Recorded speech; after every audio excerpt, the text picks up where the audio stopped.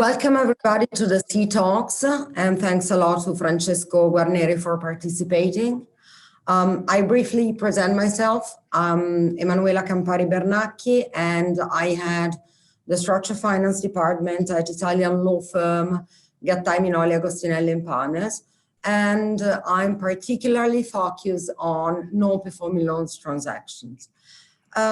Francesco, do you mind spending a couple of minutes to talk about yourself, your company, your role, and then I have some interesting, I hope, question for you on the NPEs market.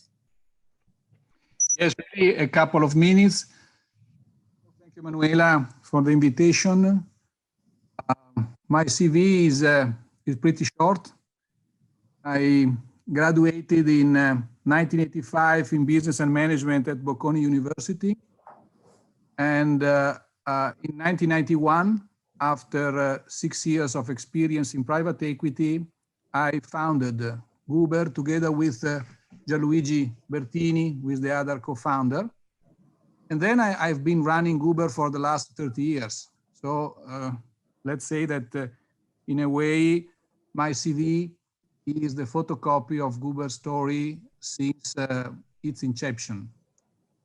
Guber started its activity as a debt collection company. In 1996, we entered the NPL market with our first servicing agreement. In 1997, we became a 106 financial intermediate. In 1999, we bought our first NPL portfolio. In 2003, we participated to our first securitization as a special servicer. In 2010, we acquired Citifin, the consumer lending company of Citibank. And in 2018, we received the banking license from ECB. We have around 200 employees. The average age is 33 years, so we are young as a company. And we are proud to say that in the last 30 years, our company every year reported a positive P&L result in its balance sheet. So this is very, to summarize 30 years of story. So you've been involved in 30 years in non-performing loans, so you have a great experience in this area, we can say. Yes. Given your great experience, how do you see the Italian non-performing loans market today? And more important, in your view, how the COVID pandemic has changed the non-performing loans market? I think that what is clear to everyone is that COVID pandemic will bring a new big wave of NPEs in the market. Economists estimate between 80 billion up to 100 billion in the worst case, the definition of the new wave. Yesterday, I was attending the convention in Chernobyl, and the name of the convention was the New Wave. So everybody is expecting this new wave. As we all remember, the first big wave happened between 2015 and 2016, alongside the need to support some Italian banks who were about to default. But there is, I think, a big difference in terms of market approach from the first and the second wave. During the first wave, the leverage of NPLs was left to the open market, as you remember. On the contrary, in this second wave, it is clear the intention of our state to have a significant role through a national asset management company.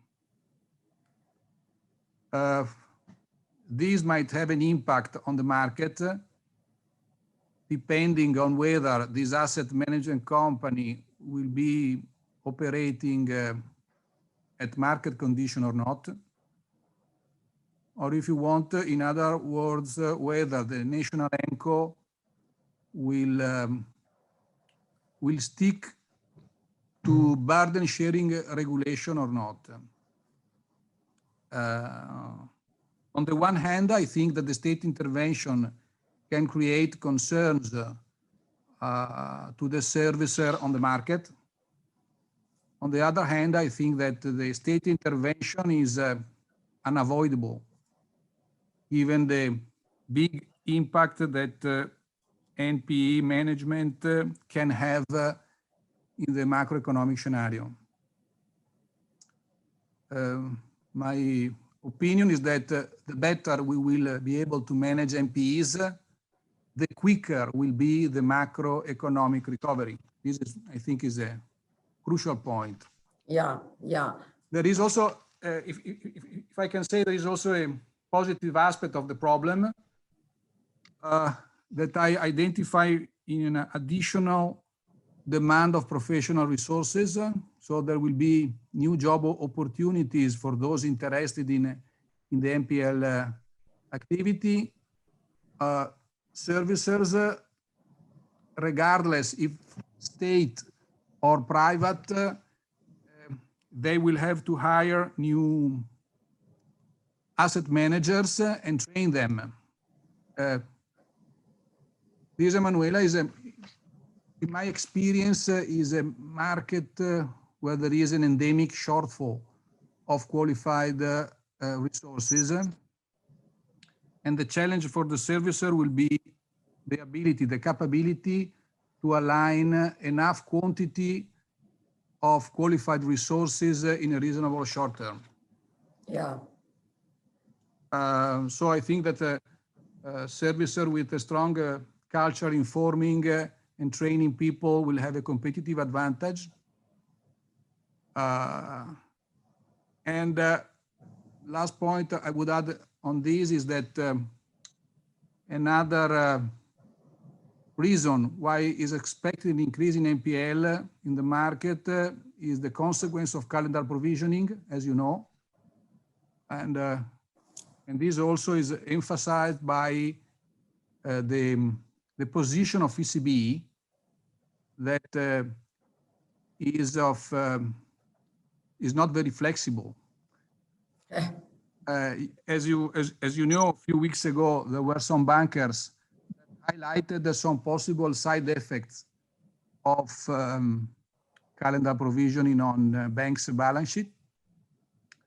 But the impression is that the regulator is determined to follow its path. So there is no, yeah. And we had also confirmation of this in yesterday's meeting. Very clear, and thanks a lot, because you touched various points I wanted, to, let's say, highlight and stress with you more.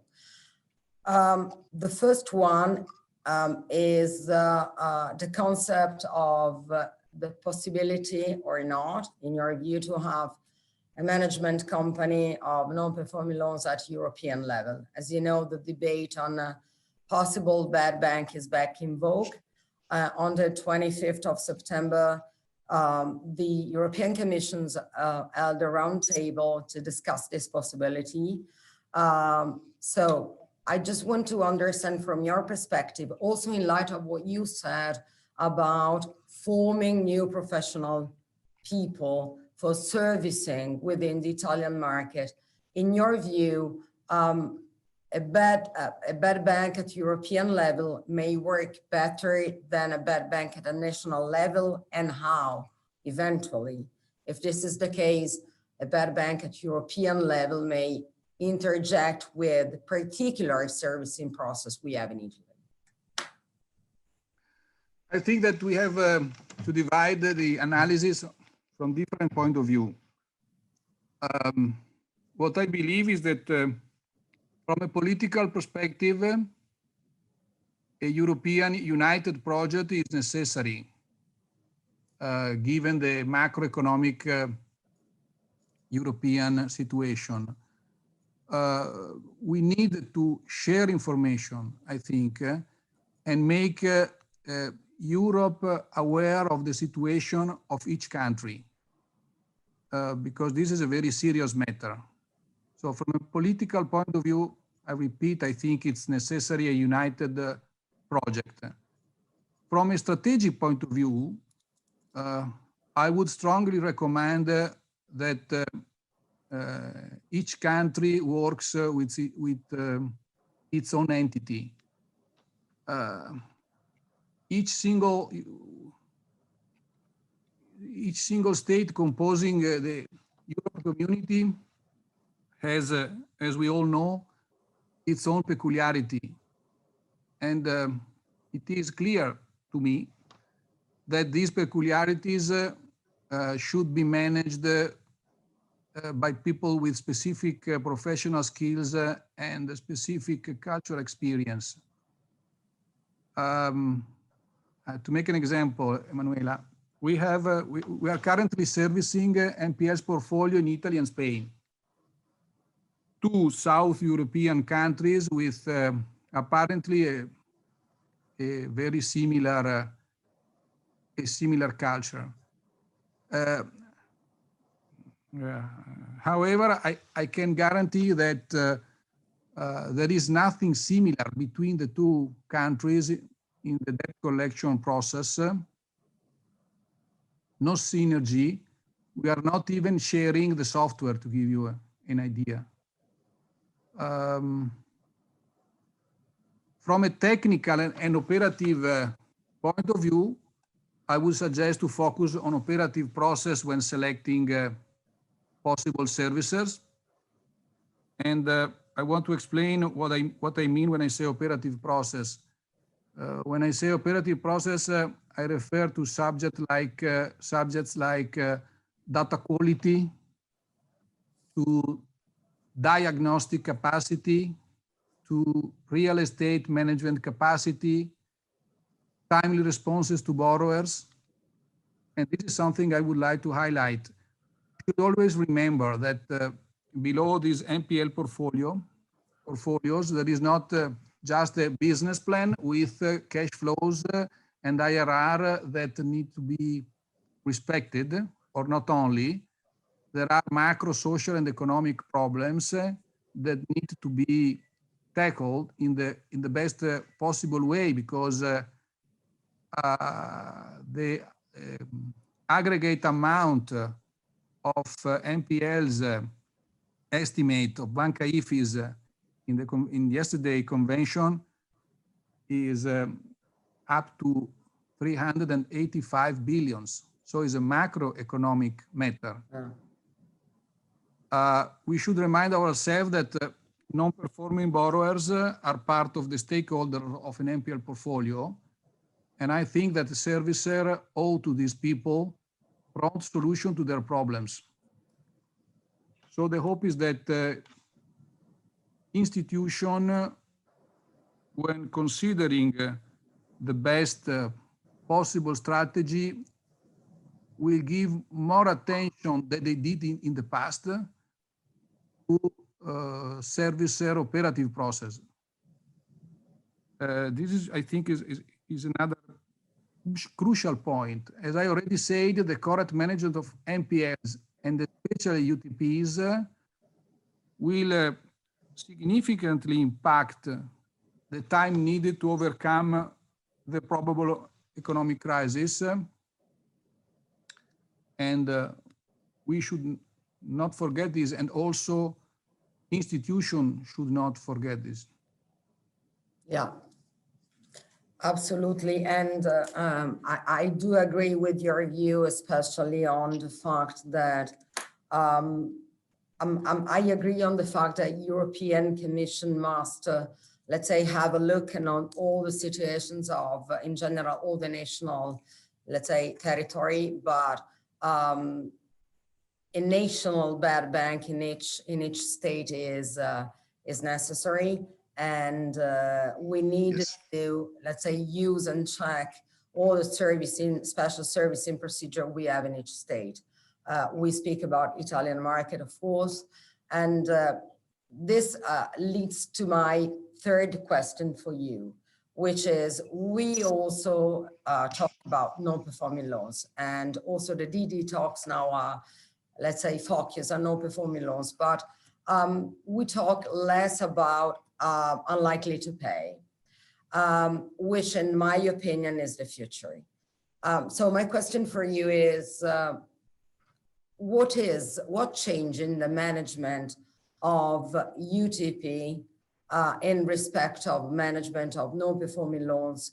And because you have correctly spoke about, let's say, training people, what is the difference? What kind of skills must possess a person, let's say, servicing unlikely to pay other than non-performing loans? A big difference.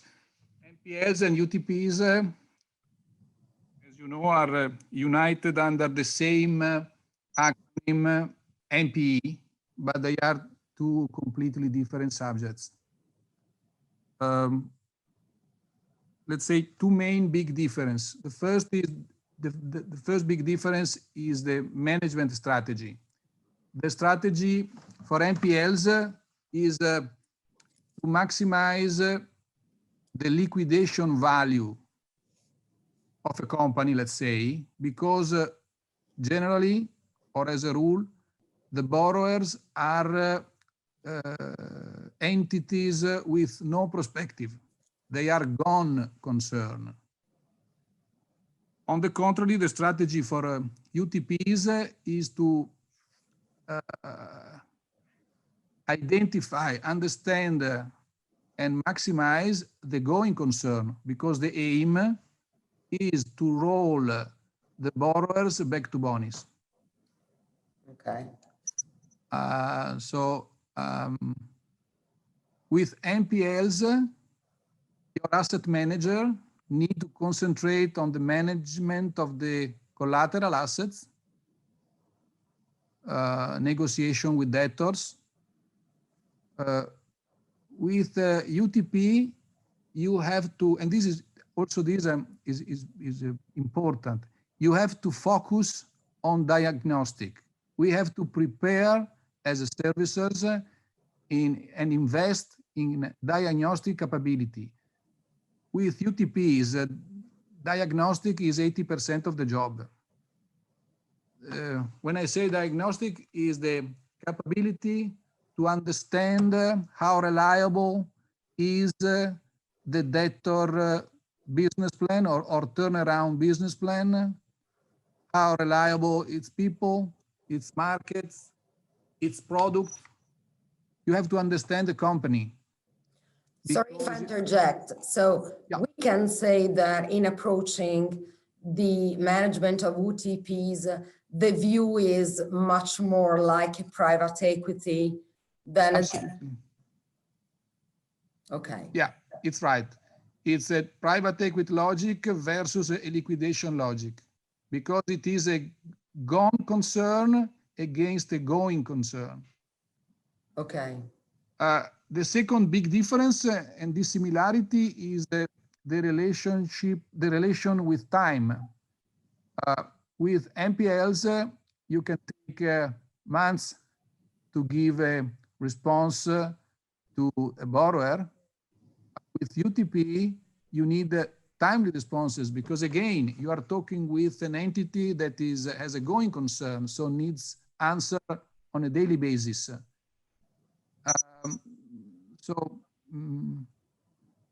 This bring me to the conclusion that you really need to train or to, let's say, to take from private equity experience, asset manager to manage all these big wave of UTP that, as you said, the big challenge of the next 3 years. And as I already said, also capable to affect the timing of economic recovery. The COVID pandemic is not particularly affecting the NPEs market, because the assets are already they already have a very high impairment. Yeah. Whilst for UTP, the story is different.